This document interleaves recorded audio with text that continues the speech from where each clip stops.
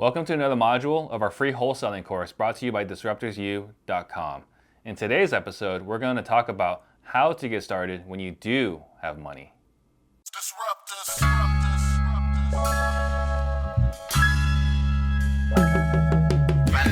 Yeah, see, we real estate disruptors.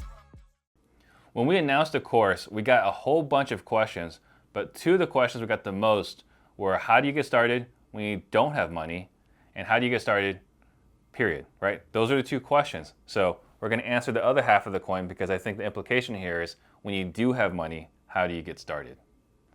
The good news is now that you have money, you have a slight competitive advantage. You get to do things that other people that are getting started as a side hustle, whatever, cannot do. So we're going to break down all the different advantages that you have and how to take advantage of them. Your first competitive advantage is you're able to buy lists. So in the previous module, we talked about how you could get all these other lists for free or for cheap.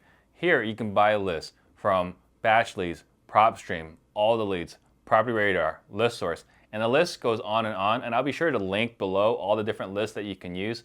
But the fact of the matter is you can actually start prospecting towards a targeted list that you have access to that not everybody can use. Now that you've pulled that list, and the list, you can go towards probate, foreclosure, divorce, and so on. Once you've pulled that list, the next thing you got to do is you got to skip trace that list. Now, there are plenty of skip tracing services out there. The most popular is Batch, followed by Skip Genie, and there's a couple other ones. What I highly recommend is skipfast.com. That's actually our white label of skip tracing powered by Batch. So if you want to support us and you want to support Batch, check out skipfast.com. From there, you can actually skip trace instantly, and you can pull a wide list or a long list and get it back to you in just a matter of minutes. Why is skip tracing important? Well, you've already spent a lot of money on data.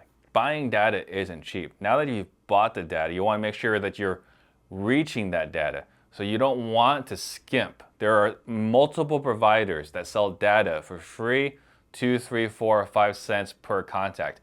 And I'm not saying don't use those products. If funds are limited, those are a great place to start.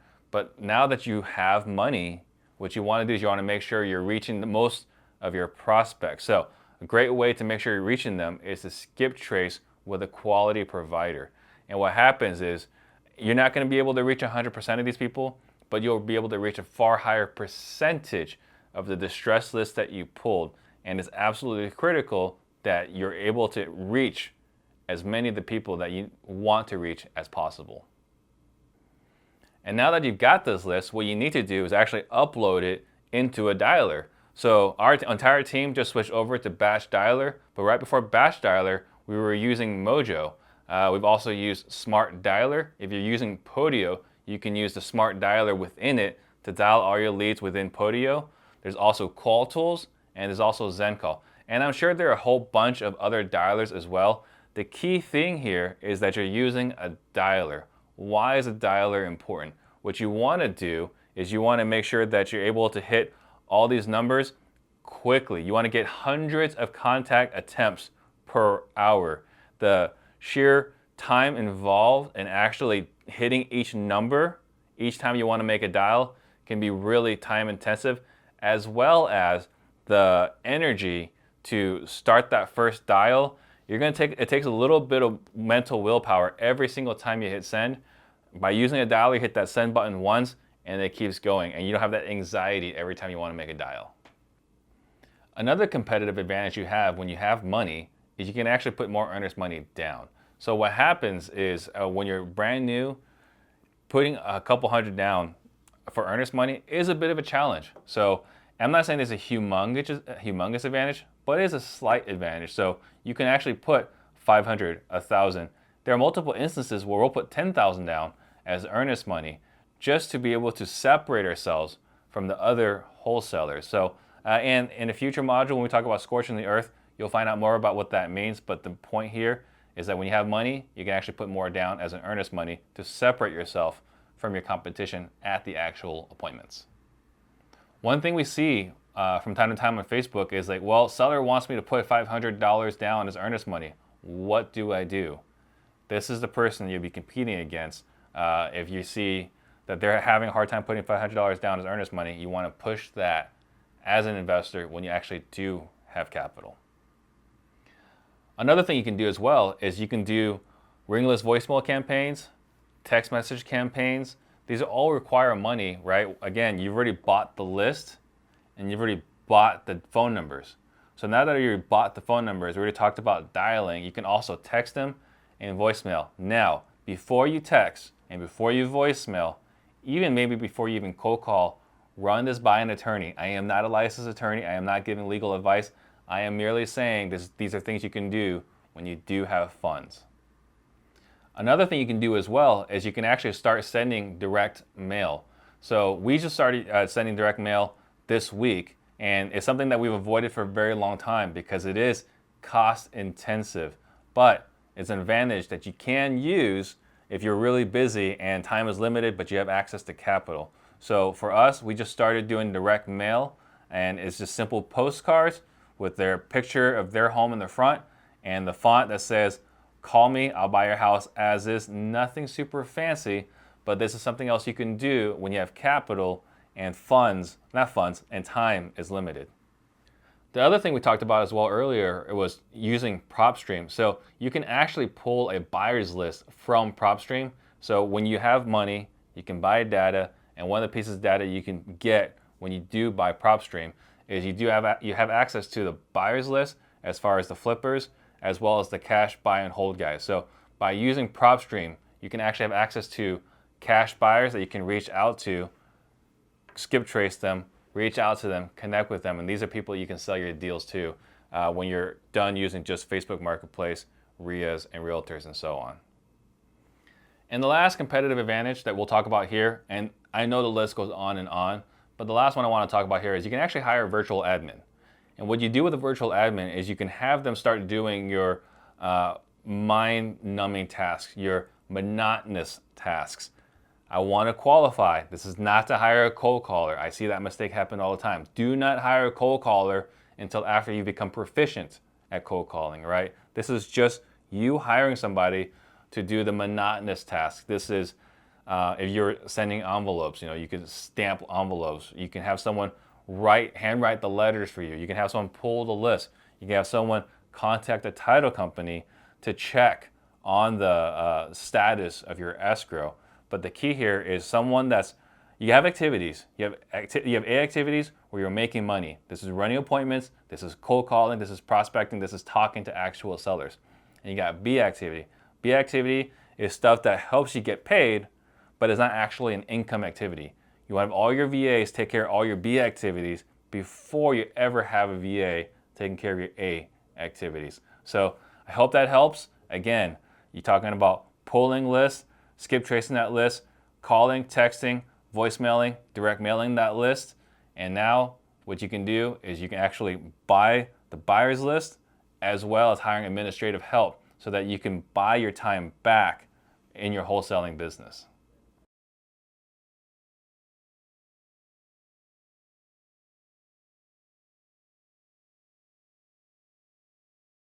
Okay, so if you want to get started and you're trying to figure out how much a campaign is, you want to look at the services we talked about earlier initially. They run you anywhere from $99 to $300 a month. Okay, so that's just to pull the list, just to get the people that may or may not be interested in a cash offer. And then after that, you got to skip trace that list. And that list, you're looking anywhere for a decent list, anywhere from 10 cents to 18 cents per phone number or per contact. Okay, and you don't ever really get 100%. So there's 80% is a pretty good percentage of pulling that list. So, let's say you pull a list of, 10,000, and from that 10,000, you skip trace it and you get 8,000 hits, at 20 cents a pop. That's what, $160, something like that. And then from there, if you want to start cold calling it, cold calling is just you trading your time, right, for the potential deal. So it doesn't cost you anything there. A dialer, anywhere from $50 a month to $180 a month for a dialer. Now, if you're going to start texting Texting, you're usually anywhere from 2 cents to 5 cents, maybe a cent, a penny to 5 cents per text message. Again, if you're hitting thousands and thousands of people, you're looking at $100 per 10,000 people if you're talking about a penny. So that's for texting. RVM, we see anywhere from 2 cents to 5 cents per voicemail. And so these are things that just add up, right? So it just depends on how big you want to go. If you're doing deals, if you want to be doing deals, though, you're going to have to look at least at the 10,000 campaign. So that's all that. Direct mail, less than 50 cents, even less than 40 cents. Once you've got the address to actually mail them postcards, assuming that you're sending some sort of bulk. Let's just say 50 cents if you're not sending them in bulk. So all in all, it's not cheap to get started in this business. It does cost quite a bit of money. And I think that's one of the thing that irritates me a lot is you see these guys buy these houses with no money. Yeah, you can buy someone's house with no money, but it costs a lot of money to find that guys that you can buy their house with no money, right? And so, I would say what we see as industry standard, usually per contract, you're looking around $2,000 to $4,000 per contract. So you got to invest $2,000 to $4,000 to have a return of $10,000 to $20,000. And those are really good numbers, but it's hard to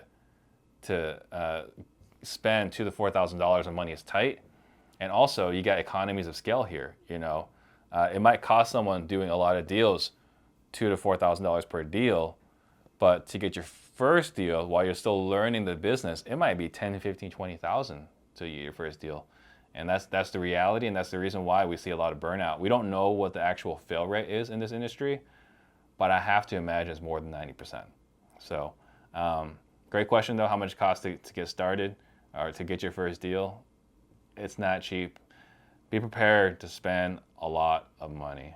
But that's the reason why we also like education. I'm creating this free wholesaling course to hopefully remove a lot of the challenges you're going to experience along the way. But at some point, once you have money, this is where we talk about trading money for time. You can shortcut that learning process by investing in the right mentor, not just any mentor, but the right mentor that actually resonates with you.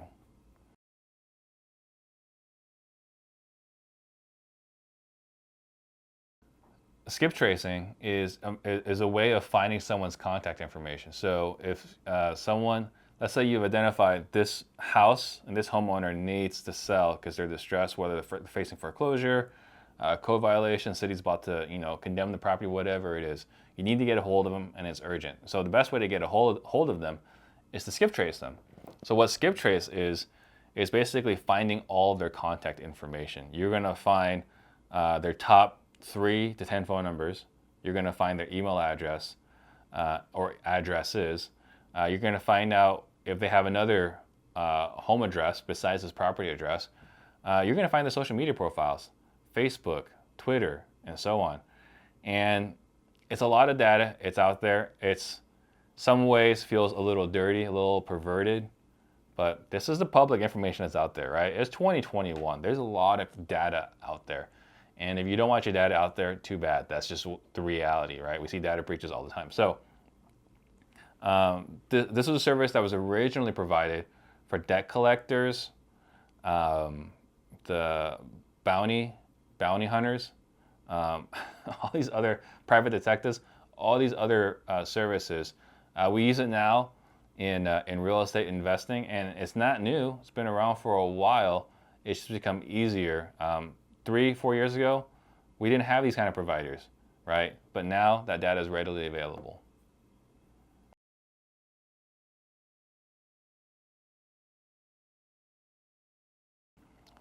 The returns on this business can be absolutely phenomenal. What we typically see as industry standard is anywhere between 20 to 30% profitability, meaning for every $10,000 check you cash, you get to keep about $2,000 to $3,000. On the low end, there are some really bad operators where they're not making any money, and that's something that's going to happen to all of us in the beginning. I was one of those operators, right? But eventually, when you learn how to run a business, you can improve that profitability. For us, we target 50% profitability. So every $10,000 check that we bring in, we want 5,000 to go into our bank account as profit. The highest I see in the industry is like 80%, but that is unusual. It is you got the people that are running those kinds of operators are very fanatical with their money. So I would just say for anyone getting started, I wouldn't expect to keep a lot of it, to be honest with you. You know, if you bring in a $10,000 check, it probably costs you $10,000 to get that $10,000 check. And that's just paying your dues. That's just what happens when you start a new business. There's a reason why most businesses fail in their first few years is because it's really hard to get your first deal, to get that momentum. But if you can do it, it's great. Follow-up question to that was, how long should it take? You know, we see guys grind for 3, 9, 12 months before they get their first deal. You hear these guys that are having massive success, then when they fly out the gates, those are the lottery winners. And there's nothing against them. They busted their butts and they worked hard and they did all the right things. But there was also an element of luck to it. You know, I hear all the time people say, man, I closed my first deal and I made 25K in my first rip and I didn't have another deal for another 6 months. I know someone that actually made 100,000. You know, they made 6 figures on their very first wholesale deal and they didn't do another wholesale deal ever, right? So again, there's nothing bad, nothing wrong. Talk about, you know, that these guys hit a home run on their first deal. I just want it to be understood that generally speaking, 3 to 6 months is how long it should take for you to get your first deal. It's not something that you can walk out tomorrow and find that first house, put it under contract, and have everything close smoothly. There are things you don't know about real estate that can come back to bite you, right? You may not understand title commitments, heirs, what to do when you got someone that doesn't want to sign, right? You got half the parties want to sign, but the other half doesn't. And then there's the financials. There's the financial discipline, the prospecting discipline. There are a lot of things that have to be going right. And even if everything goes right, it could still take a couple of months to their first deal. All right, guys, so I hope that helps. You know, we wanted to answer the question, what do you do? How do you get started when you do have money? If you guys get value, again, please like, subscribe, share this, you know, comment, let people know about this. And then just a quick plug for myself, we do have our book, Active Listening 2.0. It's now available in the Amazon store. So just look up Steve Trang or Active Listening 2.0. Check out that book. Please let me know what you think. Disruptors.